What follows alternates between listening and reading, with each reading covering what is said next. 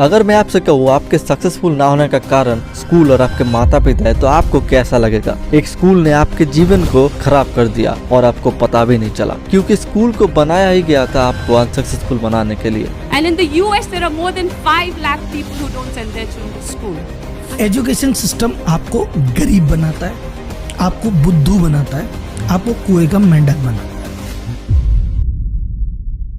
ठीक है, आपके जैसे हर मिडिल क्लास बच्चे का एक सपना होता है, कॉलेज खत्म होने के बाद जॉब लग जाएगी, फिर खुद के पैसों से एक बाइक लूंगा, उसके बाद अच्छा सा घर बनाऊंगा ताकि माँ को आराम मिल सके और पापा भी अपनी बाकी जिंदगी आराम से बिता पाए। नौकरी मिलने के बाद पूरा फैमिली को लेकर घूमने जाऊंगा, फिर शादी करूंगा और अपने बच्चे को अच्छे से स्कूल में भर्ती करके उसका भविष्य सिक्योर करूंगा। लेकिन यहाँ पे आप भी अनजाने में वो सेम गलती कर बैठे जो आपके पेरेंट्स ने भी किया था। वो गलती है आपने आपके बच्चे को इंडियन स्कूल में भर्ती किया। मैं ऐसा क्यों कह रहा हूँ ये आप आगे समझ जाओगे, लेकिन उससे पहले चैनल को अभी सब्सक्राइब कर लीजिए।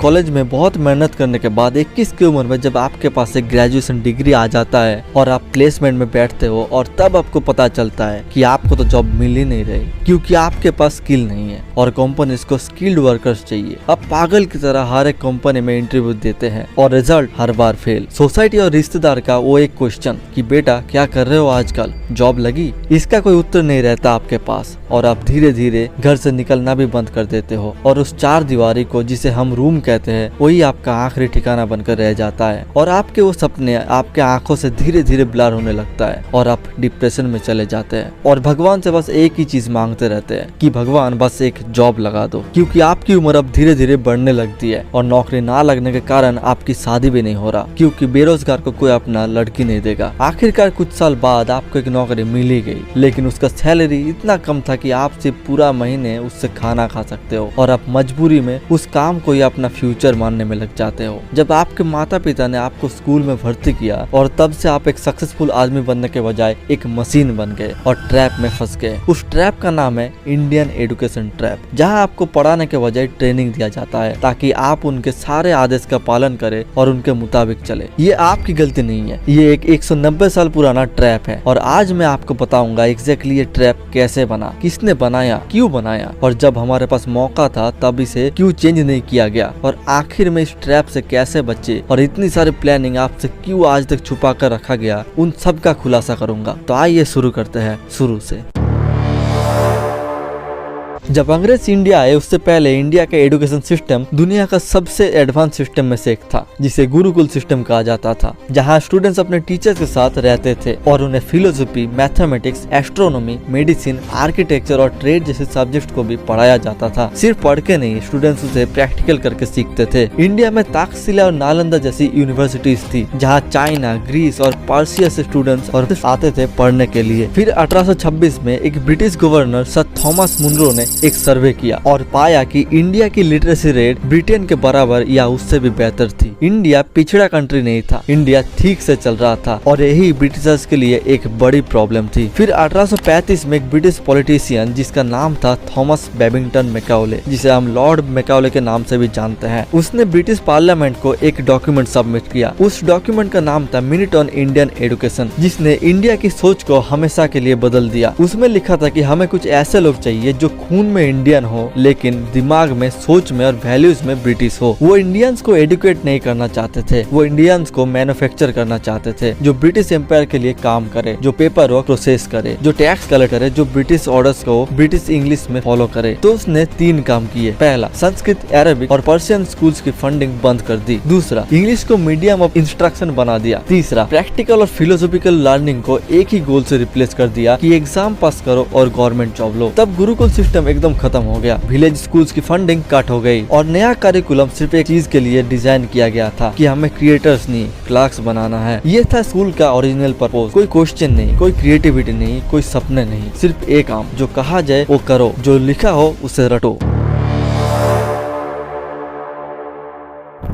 1947 में जब इंडिया आजाद हुआ, हमें उस सिस्टम को चेंज करने का एक मौका मिला और हमने वो मौका नहीं लिया। क्यों? क्योंकि आजाद इंडिया के लीडर्स भी उसी सिस्टम का एक प्रोडक्ट थे। तो उन्होंने जो जाना वही बनाया। वो खुद इंग्लिश में सोचते थे, वो इंग्लिश डिग्रीज को वैल्यू करते थे, वो ब्रिटिश इंस्टीट्यूशन को एडमायर करते थे। फिर 1964 में कोठारी कमीशन ने रिफॉर्म की कोशिश की और हम IITs, IIMs, इंजीनियरिंग कॉलेजेस बनाने में मशगूल हो गए और डिग्रीज तब जिंदगी में सर्वाइव करने का एक करेंसी बन गया। हमने आजादी तो ले ली पर हमारा माइंडसेट नहीं बदला। सिस्टम वही पुराना अंग्रेजों वाला है, बस कुर्सी पर बैठने वाला चेहरा बदल गया। हमारा एजुकेशन सिस्टम और स्ट्रक्चर आज भी क्लास पैदा करने के लिए बने हैं, थिंकर्स के लिए नहीं। नास्कॉम के अकॉर्डिंग आज इंडिया में हर साल 1.5 करोड़ स्टूडेंट्स ग्रेजुएशन करते हैं। इनमें से 80% से ज्यादा स्टूडेंट्स उन इंडस्ट्रीज में एम्प्लॉयबल ही नहीं है जिसके लिए उन्होंने इतना साल पढ़ा। स्टूडेंट्स 12 साल सिर्फ मार्क्स स्कोर करना सीखते हैं, कुछ सोचना, कम्युनिकेट करना, कुछ नया बनाना या प्रॉब्लम सॉल्व करना नहीं सीखते। एक बच्चा जो फिजिक्स में 95% लाता है वो एक्सप्लेन नहीं कर सकता कि आसमान नीला क्यों होता है। एक commerce student basic tax return file नहीं कर सकता। एक engineering graduate real world problem debug नहीं कर सकता, क्योंकि ये सिस्टम तुम्हें सिखाने के लिए बनाया ही नहीं गया था। ये तुम्हें रैंक करने के लिए बनाया गया था, तुम्हें फिल्टर करने के लिए बनाया गया था, तुम्हें अपने ही क्लासमेट के अगेंस्ट कॉम्पिटिटिव बनाने के लिए बनाया गया था, ताकि तुम कभी ऊपर नजर ना उठाओ और सिस्टम को क्वेश्चन न करो। और इसे ही ट्रैप कहते हैं मेरे दोस्त। तुम केज के अंदर इतना बिजी हो कॉम्पीट करने में कि तुम्हें पता ही नहीं चलता कि ये केज किसी और के फायदे के लिए बनाया गया था।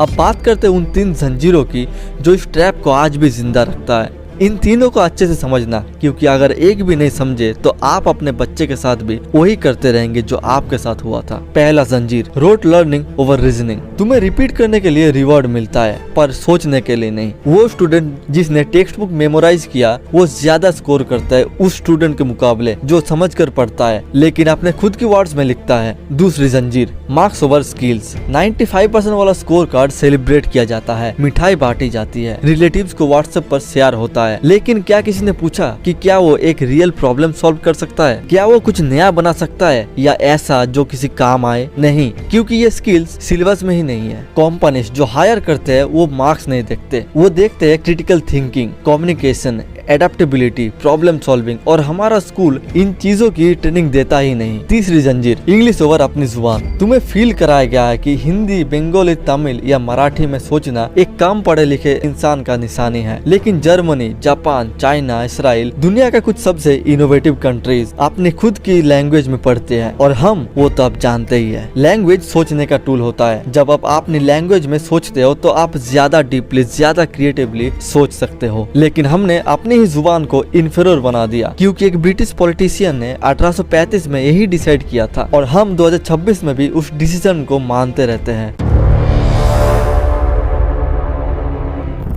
अब आप सोच रहे होंगे कि ठीक है, सिस्टम तो गंदा है, बट मैं क्या करूं? मैं स्कूल या कॉलेज तो छोड़ नहीं सकता, और मैं आपसे स्कूल या कॉलेज छोड़ने का बात भी नहीं कर रहा। मैं आपको ये बताना चाह रहा हूँ कि आप कॉलेज या स्कूल में रहो, डिग्री लो, पर सिर्फ उस पे डिपेंड मत रहो। आप सिस्टम को समझो पर उसे पर्सनली मत लो। जब आपके मार्क्स कम आए, वो मार्क्स आपकी वैल्यू नहीं डिसाइड करती। आपकी वैल्यू डिसाइड होती है आपकी थिंकिंग से, आपकी कैरेक्टर से। इस सिस्टम से बचने के लिए आप 3 काम कर सकते हो। पहला काम, स्किल बनाओ मार्क्स के साथ साथ। सिस्टम की बाहर भी एक दुनिया है जहाँ लोग सीखते हैं, बनाते हैं, एक्सपेरिमेंट करते हैं। आप भी ठीक वैसे कर सकते हो। आप पढ़ाई के साथ साथ हर दिन बस 30 मिनट किसी स्किल को सीख कर उस पे भी अपना लाइफ बना सकते हो, जैसे कि वीडियो एडिटिंग या कंटेंट क्रिएशन सीख सकते हो। और ऐसे ही 1000 स्किल्स है जो आप घर बैठे फ्री में सीख कर अर्न कर सकते हो। दूसरा काम, सवाल पूछो। जो तुम्हें स्कूल में पढ़ाया जा रहा है या कॉलेज में पढ़ाया जा रहा है उसे ब्लाइंडली मत मानो। क्वेश्चन पूछो कि इसका रियल यूज क्या है और क्या इसका कोई ऑल्टरनेटिव है, क्योंकि क्वेश्चनिंग एक स्किल है और ये स्किल स्कूल कभी नहीं सिखाएगी। तीसरा काम, अपने बच्चे को चॉइस दो। अगर आप पेरेंट्स हो या कल को होंगे तो अपने बच्चे को एक मशीन मत बनाओ, उसे एक्सप्लोर करने दो, फेल करने दो, क्रिएट करने दो। मार्क्स से ज्यादा क्यूरियोसिटी और एनकरेज की ट्रेनिंग दो, ना कि उसके जन्म के वक्त ही उसका भविष्य चूज करो।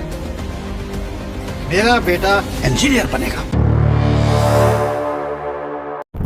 इंडियन एजुकेशन सिस्टम 1835 में ब्रिटिश एम्पायर की सेवा के लिए बनाया गया था। ये ऐसे obedient English speaking workers produce करने के लिए डिजाइन किया गया था जो इंस्ट्रक्शंस फॉलो करे पर अथॉरिटी को कोई क्वेश्चन ना करे। और आज ऑलमोस्ट 200 साल बाद ये एग्जैक्टली वही कर रहा है। लेकिन ये होपलेस फील करने का रीजन नहीं है, ये रीजन है कि आप अपनी आंखें खोलो, सिस्टम के बाहर सीखो, जो तुम्हें पढ़ाया जा रहा है और क्यों पढ़ाया जा रहा है उसे क्वेश्चन करो, कोर नहीं स्किल बनाओ। डिग्री लो लेकिन सिर्फ डिग्री के लिए मत जियो, क्योंकि एक ट्रैप से निकलना तभी मुमकिन है जब आपको पता चले कि आप एक ट्रैप में हो, और आज आप ये जान चुके हैं। अब आगे आप कौन सा स्किल सीखोगे मुझे कमेंट्स में बताइए। और अगर ये वीडियो आपको अच्छा लगा तो चैनल को अभी सब्सक्राइब कर लीजिए, और अगर ज्यादा अच्छा लगा तो वीडियो को लाइक भी कर सकते हैं।